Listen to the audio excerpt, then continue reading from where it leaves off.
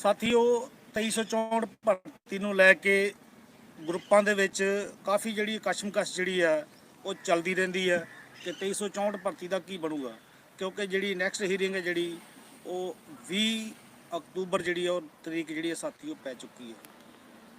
ਸੋ ਬਹੁਤ ਸਾਰੇ ਸਾਥੀਆਂ ਦੇ ਮਨਾਂ ਦੇ ਵਿੱਚ ਵਿਚਾਰ ਚੱਲ ਰਹੇ ਨੇ ਕਿ ਐਫੀਡੇਵਿਟ ਜਿਹੜਾ ਅਜੇ ਤੱਕ ਤਿਆਰ ਨਹੀਂ ਹੋਇਆ। ਸਾਥੀਓ ਇਹ ਗੱਲ ਸਰਾਸਰ ਜਿਹੜੀ ਹੈ ਉਹ ਗਲਤ ਹੈਗੀ ਹੈ। ਐਫੀਡੇਵਿਟ ਸਾਥੀਓ ਬਿਲਕੁਲ ਰੈਡੀ ਹੈਗਾ। ਸੋ ਬਹੁਤ ਸਾਰੇ ਸਾਥੀ ਇਹ ਕਹਿ ਰਹੇ ਨੇ ਕਿ ਐਫੀਡੇਵਿਟ ਹੈ ਜਿਹੜਾ ਉਹ ਕੋਰਟ ਦੇ ਵਿੱਚ ਜਿਹੜਾ ਜਮ੍ਹਾਂ ਕਿਉਂ ਨਹੀਂ ਕਰਵਾਇਆ ਗਿਆ।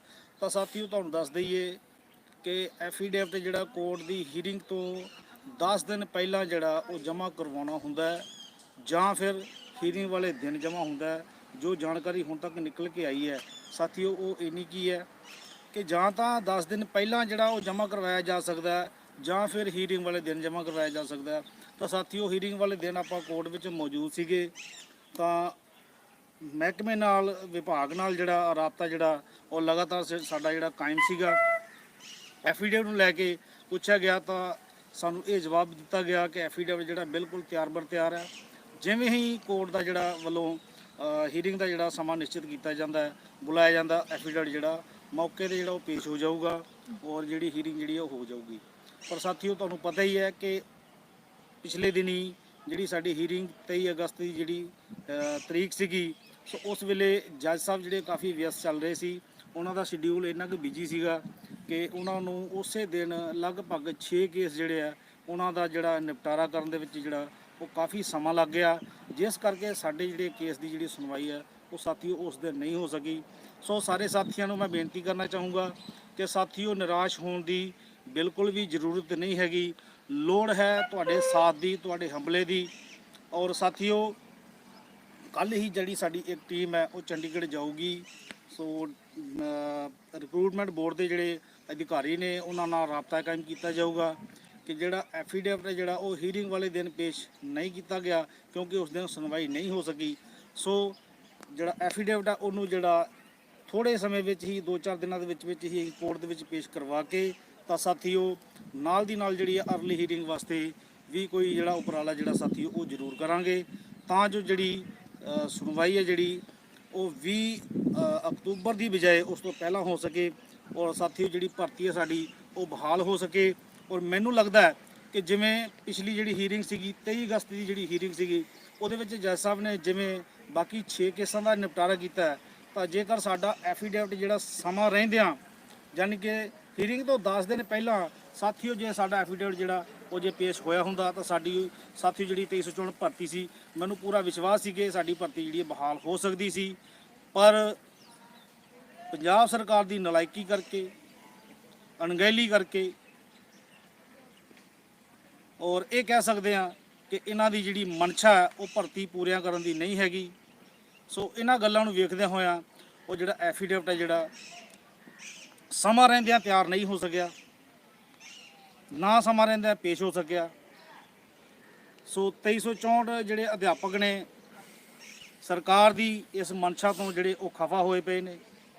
ਸੋ ਸਰਕਾਰ ਨੂੰ ਆਪਾਂ ਚੇਤਾਵਨੀ ਦਿੰਦੇ ਹਾਂ ਕਿ ਜਿਹੜਾ 2364 ਭਰਤੀ ਦੇ ਸੰਬੰਧ ਵਿੱਚ ਜਿਹੜਾ ਐਫੀਡੇਵਿਟ ਹੈ ਜਿਹੜਾ ਕਿ ਤਿਆਰ ਹੋ ਚੁੱਕਿਆ ਉਸ ਨੂੰ ਕੁਝ ਹੀ ਦਿਨਾਂ ਵਿੱਚ ਜਿਹੜਾ ਕੋਰਟ ਦੇ ਵਿੱਚ ਪੇਸ਼ ਕੀਤਾ ਜਾਵੇ ਤਾਂ ਜੋ ਅਰਲੀ ਹੀਅਰਿੰਗ ਵਾਸਤੇ ਉਪਰਾਲੇ ਕੀਤੇ ਜਾਣ। ਔਰ ਪੰਜਾਬ ਸਰਕਾਰ ਨੂੰ ਵੀ ਮੇਰੀ ਬੇਨਤੀ ਹੈ ਕਿ ਅਰਲੀ ਹੀਅਰਿੰਗ ਵਾਸਤੇ ਪੰਜਾਬ ਸਰਕਾਰ ਵੱਲੋਂ ਵੀ ਜਿਹੜਾ ਉਹ ਉਪਰਾਲਾ ਕੋਈ ਨਾ ਕੋਈ ਜ਼ਰੂਰ ਕੀਤਾ ਜਾਵੇ ਕਿਉਂਕਿ 66-35 ਭਰਤੀ ਲਗਭਗ ਪੂਰੀ ਹੋਣ ਦੇ ਬਾਵਜੂਦ ਵੀ ਜਿਹੜਾ ਨਵੇਂ ਜਿਹੜੇ ਅਪਾਇੰਟ ਹੋਏ ਅਧਿਆਪਕ ਨੇ ਜਿਹੜੇ ਉਹਨਾਂ ਨੂੰ ਡੈਪੂਟੇਸ਼ਨ 'ਤੇ ਭੇਜਿਆ ਜਾ ਰਿਹਾ। ਸੋ ਡੈਪੂਟੇਸ਼ਨ ਦਾ ਮਤਲਬ ਤੁਸੀਂ ਸਮਝਦੇ ਹੀ ਹੋ ਕਿ ਜਿੱਥੇ ਅਧਿਆਪਕ ਪੂਰੇ ਨਹੀਂ ਆ ਉੱਥੇ ਜਿਹੜਾ ਦੂਸਰਾ ਕੋਈ ਹੋਰ ਅਧਿਆਪਕ ਜਿਹੜਾ ਰੈਗੂਲਰ ਹੈ ਉਹਨੂੰ ਉਹਦੀ ਪੋਸਟ 'ਤੇ ਭੇਜਿਆ ਜਾਵੇ। ਸੋ ਐਡੀ ਵੱਡੀ ਭਰਤੀ ਹੋਣ ਦੇ ਬਾਵਜੂਦ ਵੀ ਜਿਹੜਾ ਅਧਿਆਪਕਾਂ ਨੂੰ ਡੈਪੂਟੇਸ਼ਨ 'ਤੇ ਭੇਜਿਆ ਜਾ ਰਿਹਾ ਜੋ ਸਰਾਸਰ ਗਲਤ ਹੈਗਾ। ਸਰਕਾਰ ਨੂੰ ਚਾਹੀਦਾ ਕਿ ਐਫੀਡੇਵਿਟ ਜਿਹੜਾ ਉਹਨੂੰ ਸਹੀ ਦਿਸ਼ਾ ਦੇ ਕੇ ਕੋਰਟ ਦੇ ਵਿੱਚ ਸਮੇਂ ਤੋਂ ਪਹਿਲਾਂ ਜਿਹੜਾ ਉਹ ਪੇਸ਼ ਕਰਦੀ ਤਾਂ ਜੋ ਸੁਣਵਾਈ ਹੁੰਦੀ। ਸੁਣਵਾਈ ਵਾਸਤੇ ਉਪਰਾਲੇ ਜਿਹੜੇ ਢੁਕਵੇਂ ਉਪਰਾਲੇ ਜਿਹੜੇ ਉਹ ਕੀਤੇ ਜਾਣੇ ਚਾਹੀਦੇ ਸੀ ਉਹ ਪੰਜਾਬ ਸਰਕਾਰ ਵੱਲੋਂ ਪਿਛਲੇ ਦਿਨ ਹੀ ਨਹੀਂ ਕੀਤੇ ਗਏ। ਸੋ ਬੇਰੁਜ਼ਗਾਰ 2364 ਅਧਿਆਪਕ ਜਿਹੜੇ ਨੇ ਸਰਕਾਰ ਦੀਆਂ ਇਹਨਾਂ ਨੀਤੀਆਂ ਤੋਂ, ਇਹਨਾਂ ਨੀਤਾਂ ਤੋਂ ਜਿਹੜੇ ਉਹ ਖਫਾ ਹੋਏ ਪਏ ਨੇ। ਸੋ ਸਰਕਾਰ ਨੂੰ ਆਪਾਂ ਚੇਤਾਵਨੀ ਦਿੰਦੇ ਹਾਂ ਕਿ ਸਾਡੇ ਨਾਲ ਰਾਬਤਾ ਕਾਇਮ ਕਰਕੇ ਐਫੀਡੇਵਿਟ ਪੇਸ਼ ਕਰਕੇ ਔਰ 2364 ਭਰਤੀ ਨੂੰ ਪੂਰਾ ਕਰਾਉਣ ਦੇ ਲਈ ਜੋ ਵੀ ਜਥਾਯੋਗ ਜਿਹੜਾ ਉਪਰਾਲਾ ਹੋ ਸਕਦਾ ਉਹਨੂੰ ਕੀਤਾ ਜਾਵੇ। ਔਰ ਅਰਲੀ ਹੀਅਰਿੰਗ ਵਾਸਤੇ ਖਾਸ ਕਰਕੇ ਸਰਕਾਰ ਨੂੰ ਬੇਨਤੀ ਹੈ ਕਿ ਅਰਲੀ ਹੀਅਰਿੰਗ ਵਾਸਤੇ ਕੋਈ ਖਾਸ ਉਪਰਾਲਾ ਕੀਤਾ ਜਾਵੇ, ਕਿਉਂਕਿ ਸਕੂਲਾਂ ਦੇ ਵਿੱਚ ਅਧਿਆਪਕਾਂ ਦੀ ਵੱਡੀ ਗਿਣਤੀ ਦੇ ਵਿੱਚ ਜਿਹੜੀ ਘਾਟ ਹੈ ਜਿਹੜੀ ਉਹ ਵੇਖਣ ਨੂੰ ਮਿਲ ਰਹੀ ਹੈ। ਤੁਸੀਂ ਵੇਖ ਰਹੇ ਹੋ ਦਿਨ ਪ੍ਰਤੀ ਦਿਨ ਕੋਈ ਨਾ ਕੋਈ ਪ੍ਰੈਸ ਨੋਟ ਜਿਹੜਾ ਸਕੂਲਾਂ ਦੇ ਵਿੱਚ ਅਧਿਆਪਕਾਂ ਦੀ ਘਾਟ ਨੂੰ ਲੈ ਕੇ ਲੱਗਿਆ ਹੀ ਮਿਲਦਾ।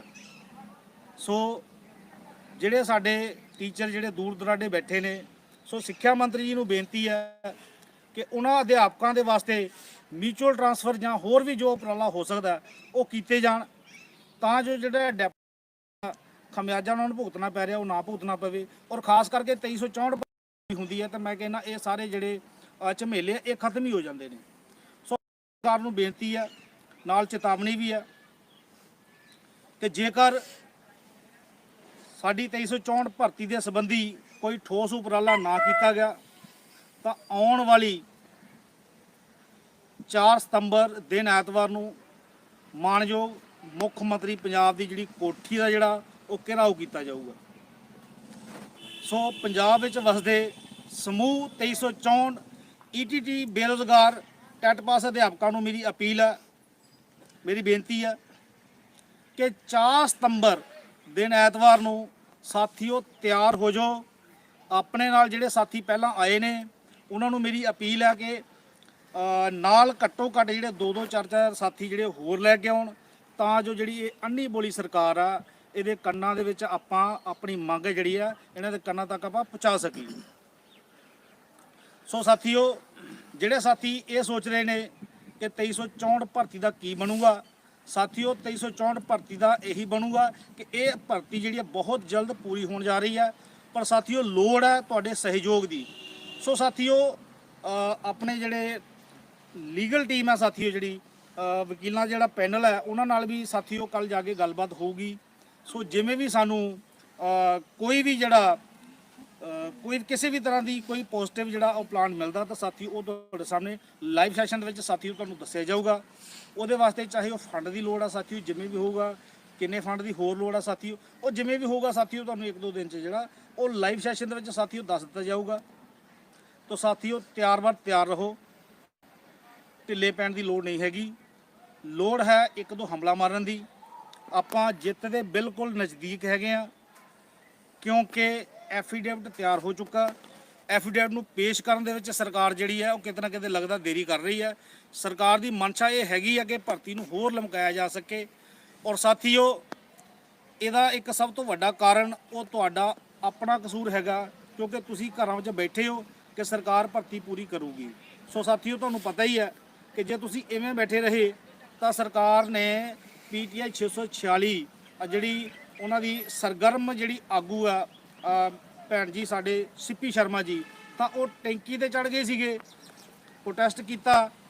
ਤਾਂ ਉੱਥੇ ਜਾ ਕੇ ਆਮ ਆਦਮੀ ਪਾਰਟੀ ਦੇ ਜਿਹੜੇ ਮੰਤਰੀਆਂ ਵੱਲੋਂ ਭੈਣ ਕਹਿ ਕੇ ਟੈਂਕੀ ਤੋਂ ਹੇਠਾਂ ਉਤਾਰ ਲਿਆ ਗਿਆ ਕਿ ਜੁਲਾਈ ਦੇ ਪਹਿਲੇ ਹਫਤੇ ਜਿਹੜਾ ਤੁਹਾਡੀ ਭਰਤੀ ਪੂਰੀ ਹੋ ਜਾਊਗੀ। ਪਰ ਹੋਇਆ ਕੀ, ਐਂਡ ਆਫ ਦਾ ਜੁਲਾਈ ਭਰਤੀ ਨੂੰ ਰੱਦ ਕਰ ਦਿੱਤਾ ਗਿਆ। ਕਿਉਂ? ਕਿਉਂਕਿ ਉਹਨਾਂ ਨੇ ਸਰਕਾਰ ਤੇ ਭਰੋਸਾ ਕੀਤਾ ਸੀ। ਸੋ ਸਾਥੀਓ, ਸਾਨੂੰ ਸਰਕਾਰ ਤੇ ਭਰੋਸਾ ਕਰਨਾ ਚਾਹੀਦਾ, ਪਰ ਬਲਾਈਂਡ ਫੇਥ ਬਿਲਕੁਲ ਨਹੀਂ ਕਰਨਾ ਚਾਹੀਦਾ ਕਿ ਸਰਕਾਰ ਸਾਡਾ ਹੱਲ ਕਰੂਗੀ। ਸਾਥੀਓ ਘਰਾਂ ਚੋਂ ਬਾਹਰ ਨਿਕਲਣਾ ਪੈਣਾ ਤਾਂ ਜੋ ਅਸੀਂ ਆਪਣੀਆਂ ਮੰਗਾਂ ਦਾ ਜਿਹੜਾ ਉਹ ਪੁਖਤਾ ਹੱਲ ਕਰਵਾ ਸਕੀਏ। ਸੋ ਇੱਕ ਵਾਰ ਮੈਂ ਫਿਰ ਉਹਨਾਂ ਸਾਥੀਆਂ ਨੂੰ ਅਪੀਲ ਕਰਦਾ, ਬੇਨਤੀ ਕਰਦਾ ਕਿ ਜਿਹੜੇ ਸਾਥੀ ਭਰਤੀ ਨੂੰ ਲੈ ਕੇ ਨਿਰਾਸ਼ ਨੇ, ਸਾਥੀਓ ਨਿਰਾਸ਼ ਹੋਣ ਦੀ ਬਿਲਕੁਲ ਵੀ ਲੋੜ ਨਹੀਂ ਹੈਗੀ। ਜੇ ਤੁਸੀਂ ਮਹੀਨੇ ਵਿੱਚ 1-2 ਵਾਰ ਪ੍ਰੋਟੈਸਟ 'ਤੇ ਜਾਂਦੇ ਜੇ ਤਾਂ ਸਾਥੀਓ ਸਾਡੇ ਵੱਲ ਵੀ ਵੇਖੋ, ਅਸੀਂ ਦਿਨ ਰਾਤ ਜਿਹੜਾ ਇਸੇ ਕੰਮ ਦੇ ਵਿੱਚ ਤੁਰੇ ਰਹਿੰਦੇ ਹਾਂ।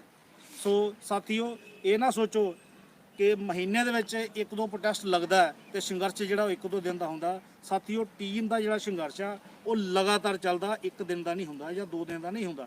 ਸੋ ਸਾਥੀਓ ਲੋੜ ਆ ਤੁਹਾਡੇ ਸਾਥ ਦੀ, ਤੁਹਾਡਾ ਜਿਹੜਾ ਸਾਥ ਹੈ ਉਹੀ ਸਾਡਾ ਸਭ ਤੋਂ ਵੱਡਾ ਹੌਸਲਾ। ਸੋ ਸਾਥੀਓ ਸਾਥ ਇਵੇਂ ਬਣਾਈ ਰੱਖਣਾ। ਸੋ ਮੈਂ ਤੁਹਾਨੂੰ ਫਿਰ ਦੁਬਾਰਾ ਇੱਕ ਵਾਰੀ ਦੱਸ ਦੇਵਾਂ ਕਿ 4 ਸਤੰਬਰ ਦਿਨ ਐਤਵਾਰ ਵੇਰਕਾ ਮਿਲਕ ਪਲਾਂਟ ਉੱਥੇ ਸਾਥੀਓ ਵੱਧ ਤੋਂ ਵੱਧ ਪਹੁੰਚੋ ਸੰਗਰੂਰ ਦੇ ਵਿੱਚ। ਔਰ ਮੁੱਖ ਮੰਤਰੀ ਪੰਜਾਬ ਦੀ ਜਿਹੜਾ ਕੋਠੀ ਦਾ ਘਿਰਾਓ ਆ ਸਾਥੀਓ, ਉਸ ਦਿਨ ਜਿਹੜਾ ਜ਼ਰੂਰ ਕੀਤਾ ਜਾਊਗਾ, ਉਹ ਡਟਵਾਂ ਵਿਰੋਧ ਕੀਤਾ ਜਾਊਗਾ। ਸੋ ਸਮਾਂ ਦੇਣ ਲਈ ਸਾਰੇ ਸਾਥੀਆਂ ਦਾ ਧੰਨਵਾਦ। ਜੈ ਜਨਤਾ, ਜੈ ਸੰਘਰਸ਼, ਜਿੱਤ ਲੜਦੇ ਲੋਕਾਂ ਦੀ। ਧੰਨਵਾਦ ਜੀ।